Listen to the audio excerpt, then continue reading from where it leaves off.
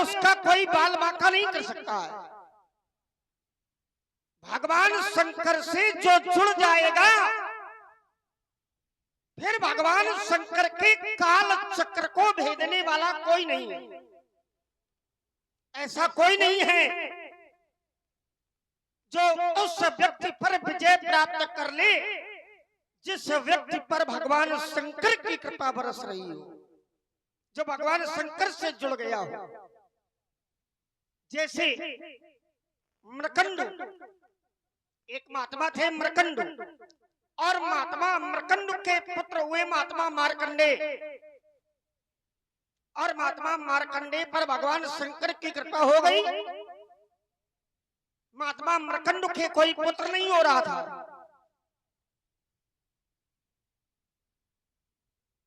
महात्माओं ने बताया अगर शंकर जी की कृपा हो जाए तो आपके गृह में बालक का पदार्पण हो जाएगा।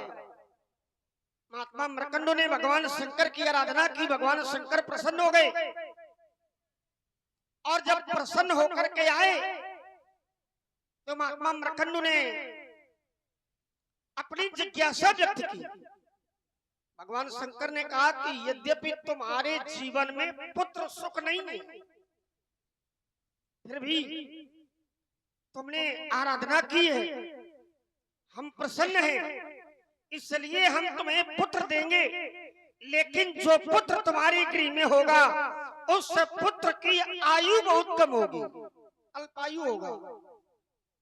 5 वर्ष की आयु बालक की रहेगी।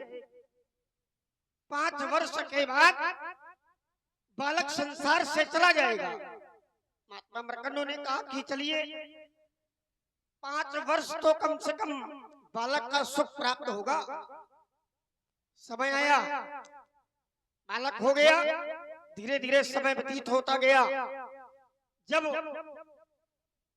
बालक की अवस्था में कुछ दिन बाकी रह गए तो पिता को चिंता होने लगी कि कुछ दिन बाद बालक चला जाएगा।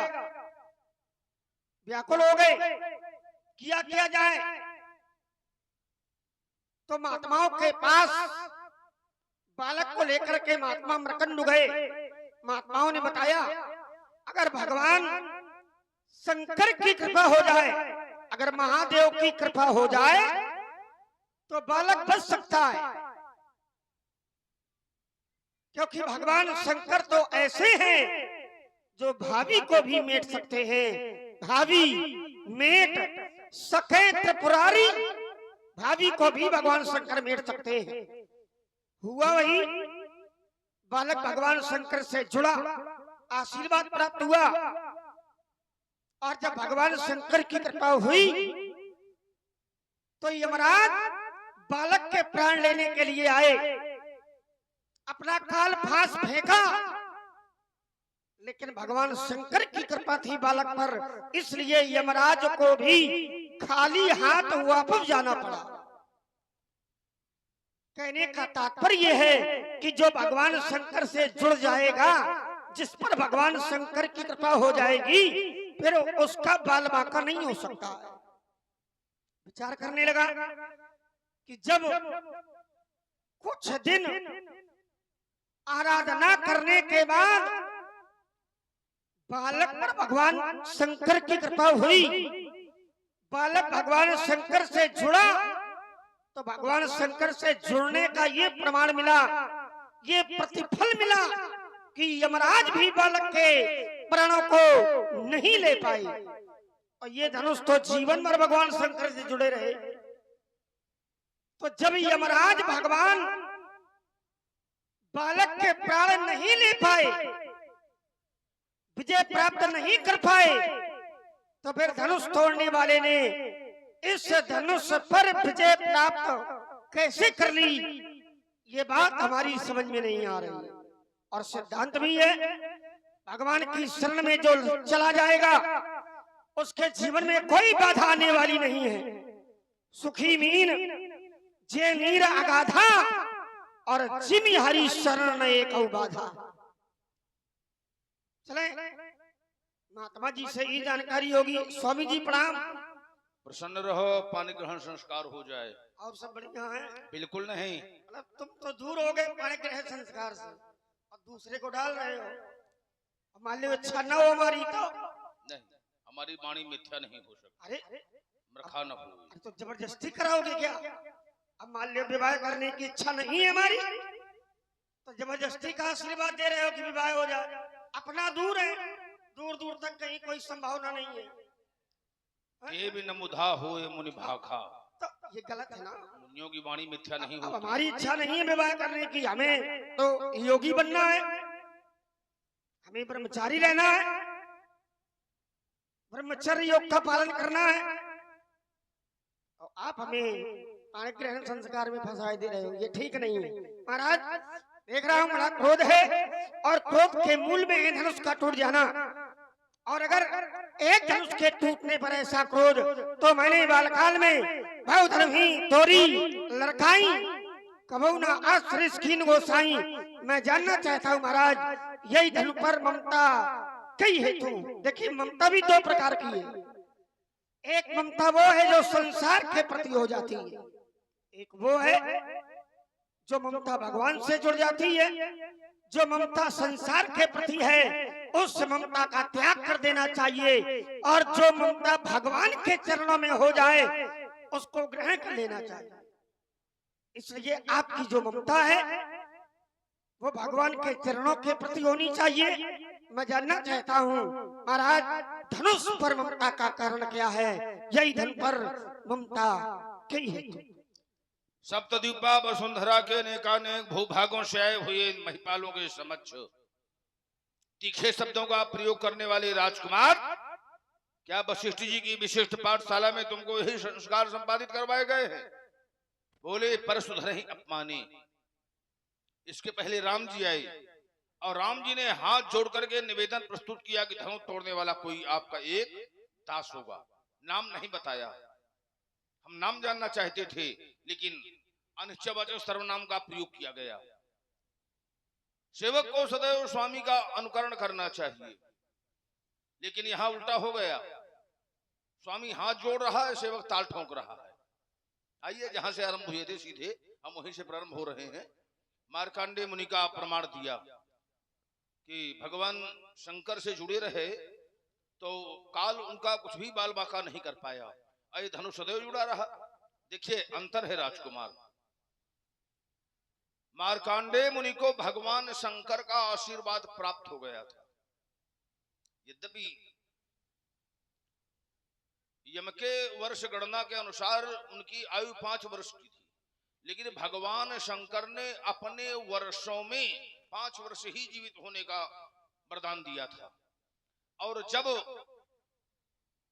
100 वर्ष की आयु ब्रह्मा जी की पूरी हो जाती है तब भगवान शंकर का एक दिन होता है और ब्रह्मा जी एक कल्प एक दिन होता है। 4 अरब 32 करोड़ वर्ष, इतने समय का एक दिन होता है। और जब उनकी 100 वर्ष की आयु पूरी हो जाती है तब भगवान शंकर का एक दिन होता है। तो भगवान शिव ने अपने वर्षों में ही दिया था। जैसे यहाँ के वर्षों में और देवलोक के वर्षों में अंतर होता है। राजा रैवत, श्रीमद् भागवत में आप लोगों ने सुना होगा, अपनी पुत्री को लेकर के ब्रह्मा जी के पास गए योग वर पूछने के लिए। वहां नृत्यगान हो रहा था तो उन्होंने उपयुक्त समय नहीं समझा और इसके पश्चात जब नृत्यगान समाप्त हुआ तब पूछा तो ब्रह्मा जी ने कहा यहाँ की 2 घड़ी हुई, लेकिन मृत लोक के 2 वर्ष व्यतीत हो गए, 2 युग व्यतीत हो गए। तुम सतयुग में आए थे और इस समय द्वापर आ गया है, तो वहां के काल में और यहाँ के काल में अंतर है। अब इस समय जाओ तुम, वहां मिलेंगे हलधर, उनके साथ जो है पानी ग्रहण संस्कार करना। तो भगवान शंकर वहां आशीर्वाद दे चुके थे, वरदान दे चुके थे और यहाँ भगवान शंकर ने इस धनुष के लिए कोई ऐसा आशीर्वाद प्रेषित नहीं किया था कि तुम्हारा अवसान नहीं होगा। ठीक, अब जैसे गणेश जी का हमने एक दांत तोड़ दिया था, अब कह दिया जाए भगवान शंकर के पुत्र हैं और उनका दांत कैसे टूट गया। सती जी ने अपने प्राणों का परित्याग किया था, अब कह दिया जाए भगवान शिव की पत्नी है, उनके प्राण कैसे चले गए। तो थोड़ा अपनी बुद्धि का तो प्रयोग करो। भगवान शंकर अगर वरदान दे दे कि हाँ तुम सदैव जरमर हो, अब फिर अगर ऐसा हो तो वहां पर प्रश्न चिन्ह उठाया जा सकता है। अब अगर भगवान शंकर ने आशीर्वाद नहीं दिया तो वहां पर कोई प्रश्न चिन्ह नहीं उठाया जा सकता। वहां वरदान दे चुके थे, लेकिन इस धनुष को भगवान शिव का ऐसा कोई वरदान नहीं था। हाँ, इस धनुष के माध्यम से मानवता की रक्षा हुई, दानवता का दमन हुआ, इसके द्वारा अत्याचारी मारे गए और धर्मवानों की रक्षा हुई। और जिसके माध्यम से धर्म की रक्षा हो तो क्या धर्मवानों का यह कर्तव्य बनता है कि उसके साथ ऐसा व्यवहार किया जाए, इसको मानवता मान लिया जाए? ना, सर्वथा अनुचित है। तो ये विश्व के इतिहास में कभी ऐसा अगर हुआ हो तो कोई एक प्रमाण देना कि जिसने धर्म की रक्षा किया, उस धर्म की रक्षा करने वाले को धर्मवानों के द्वारा धर्म की नगरी में, ज्ञान की नगरी में उसका विखंडन किया गया। अगर ऐसा कोई प्रमाण हो तो हमारे सामने प्रस्तुत करना। बहुधन ही तोरी लड़काई, बहुत सी धनुहा लड़काई में तुम्हारे द्वारा तोड़ी गई। लड़काई अवस्था का अपराध क्षम होता है, बाल दोष गुण गण ही न साधु। बालक के दोषों की बात हटाओ, गुणों पर भी साधु लोग चिंतन नहीं करते हैं, तो वहां का अपराध क्षम माना जाता है। ममता, ये धन पर ममता के हेतु, ममता यानी आसक्ति, तो ममता वहां होगी जहां पर हम जिसे मान लें कि ये हमारा है। कहां पर होगी? जहां पर हम ये मान लें कि ये हमारा है, वहां पर होगी ममता। मम, ये मम यानी ये मेरा है। और हमने तो यही कहा है कि यही शिवधन तोरा, कि भगवान शंकर का धनुष है, अपना नहीं कहा। तो इसलिए यहाँ ममता नहीं हो सकती, यहाँ आस्था हो सकती है, श्रद्धा है, भक्ति है। इसलिए पालक काल बस पालक पहले संहार अधनु ही समुद्र प्रार्थनु, ये विदित सकल संसार। आइए महाराज, मैंने आपकी बात को बड़े ध्यान से सुना। एक विषय आपने जोड़ा, आपने कहा कि सती जी भी भगवान शंकर की थी, लेकिन प्राण उनके भी गए। हाँ थी, लेकिन जिस समय सती जी भगवान शंकर के विरोध में गई तो शंकर जी ने माता सती का त्याग कर दिया। महाराज, जो भगवान शंकर के विरोध में जाएगा उसका क्या हाल होगा ये सारा संसार जानता है। भगवान शंकर ने माता सती को समझाया कि राम जी हमारे इष्ट हैं, राम जी हमारे आराध्य हैं, उन पर संशय न करो। लेकिन सती जी नहीं मानी। बहुत समझाया, एक बार नहीं, दो बार नहीं, लाग न और उपदेश, और यद्यपि कहे वो शिव बार बहुत बार समझाया, लेकिन नहीं मानी। भगवान शंकर ने कहा अगर तुम्हारी बात नहीं मान रही हो, जाओ परीक्षा ले लो। परीक्षा लेने गई, शंकर जी ने वही अनुमान लगा लिया कि मोरे कहे न संशय जाही, तो विधि विपरीत भलाई। अब भगवान के विरोध में माता सती गई हैं, इसलिए सती जी का कल्याण होने वाला नहीं है। और ये भी कहा अगर मेरी बात नहीं मानोगी तो फिर तुम्हारा कल्याण होने वाला नहीं है। परीक्षा लेने गई, परीक्षा ली, लौट करके आई। शंकर जी ने पूछा परीक्षा ले ली? तो सती जी झूठ बोल गई। कछु ने परीक्षा लीन गोसाई, बस कीन प्रणाम तुम्हारी। शंकर जी ने ध्यान लगाया, सब कुछ जान लिया।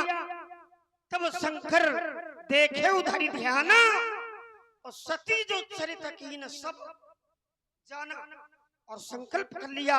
शिव संकल्प कीन मनमाही कि यही धन सती भेंट अब नहीं। और इस बात को माता सती ने स्वीकार भी किया है। मैं जो कीन रघुपति अपमाना, पुनिपति वचन मृखा, सो फल मोई विधाता दीन्हा, जो कछ उचित रहा सोई कीन्हा। अब मैं विनय करो कर जोरी, और छूटे बेग देह यह मोरी। तो महाराज भगवान शंकर के विरोध में माता सती गई, भगवान शंकर की बात नहीं मानी और उसका दंड, उसका प्रतिफल माता सती को भोगना पड़ा और उसे माता सती ने स्वीकार भी किया। आइए, हमारा जो तर्क था वो ये था कि भगवान शंकर से जो जुड़ जाएगा, विषय ये नहीं है कि वरदान मिल जाए तभी व्यक्ति बचेगा। अगर केवल जुड़ जाए और भगवान की कृपा बरसने लगे, भगवान की कृपा हो जाए, न आशीर्वाद मिले न वरदान मिले, केवल भगवान का भक्त व्यक्ति बन जाए, भगवान की भक्ति करने लगे, भगवान से जुड़ जाए, तो फिर उस व्यक्ति का कोई बाल बाका नहीं कर सकता। तो महाराज ये धनुष भगवान शंकर का है, ये आपने बताया। भैया जो भगवान का हो गया होगा, अब उससे बढ़कर क्या होगा? तो ये भगवान शंकर के थे, भगवान शंकर से जुड़े थे, भगवान शंकर के पास रहे हैं। तो महाराज जो भगवान का हो गया, जो भगवान से जुड़ गया, उसका बाल बाका कैसे हो?